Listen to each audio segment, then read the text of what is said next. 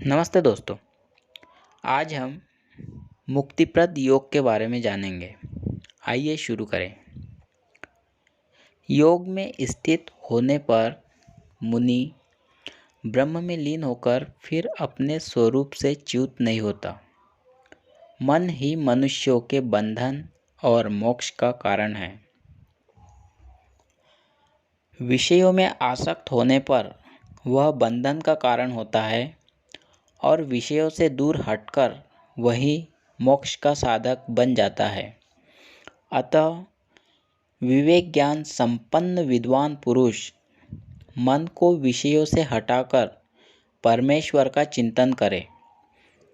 जैसे चुंबक अपनी शक्ति से लोहे को खींचकर अपने में संयुक्त कर लेता है, उसी प्रकार ब्रह्म चिंतन करने वाले मुनि के चित्त को परमात्मा अपने स्वरूप में लीन कर लेता है।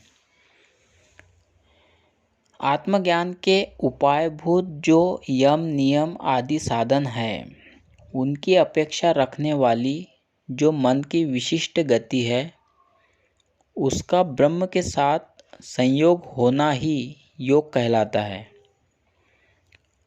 जिसका योग इस प्रकार की विशेषता वाले धर्म से युक्त होता है, वह योगी मुमुक्षु कहलाता है।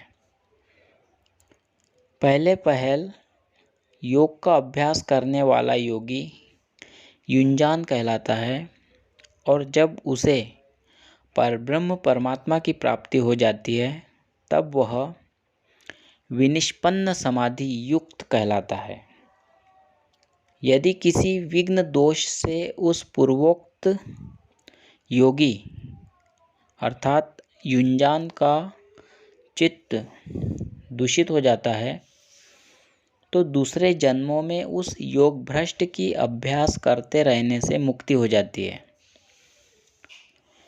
विनिष्पन्न समाधि योगी योग की अग्नि से अपनी संपूर्ण कर्म राशि को भस्म कर डालता है, इसलिए उसी जन्म में शीघ्र मुक्ति प्राप्त कर लेता है।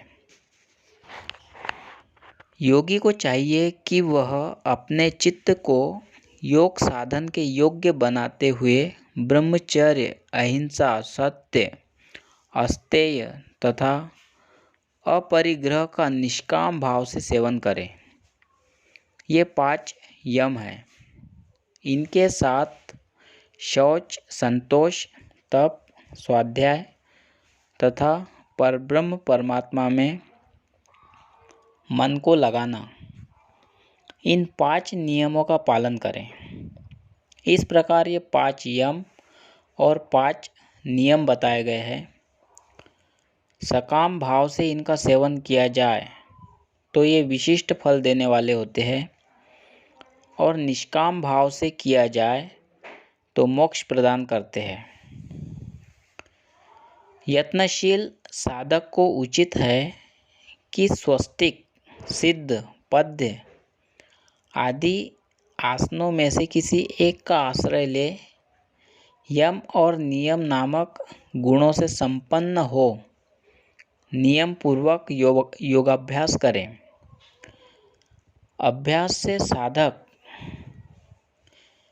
जो प्राणवायु को वश में करता है, उस क्रिया को प्राणायाम समझना चाहिए। उसके 2 भेद हैं, सबीज और निर्बीज। जिसमें भगवान के नाम और रूप का आलंबन हो वह सबीज प्राणायाम है, और जिसमें ऐसा कोई आलंबन नहीं है वह निर्बीज प्राणायाम कहलाता है।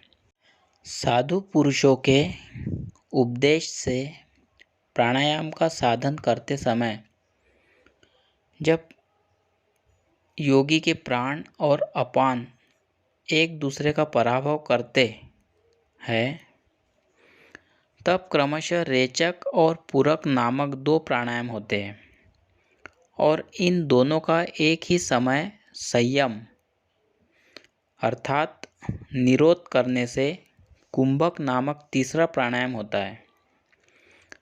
जब योगी सबीज प्राणायाम का अभ्यास करता है, तब उसका आलंबन सर्वव्यापी अनंत स्वरूप भगवान का साकार रूप होता है। योगवेत्ता पुरुष प्रत्याहार का अभ्यास अर्थात इंद्रियों को विषयों की ओर से समेटकर अपने भीतर लाने का प्रयत्न करते हुए शब्दादि विषयों में अनुरक्त हुई इंद्रियों को रोककर उन्हें अपने चित्त की अनुगामिनी बनावे। ऐसा करने से अत्यंत चंचल इंद्रियां भली भांति वश में हो जाती है।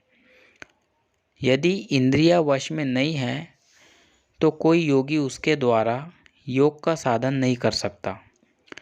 प्राणायाम से प्राण अपान रूप वायु और प्रत्याहार से इंद्रियों को अपने वश में करके चित्त को उसके शुभ आश्रय में स्थिर करें।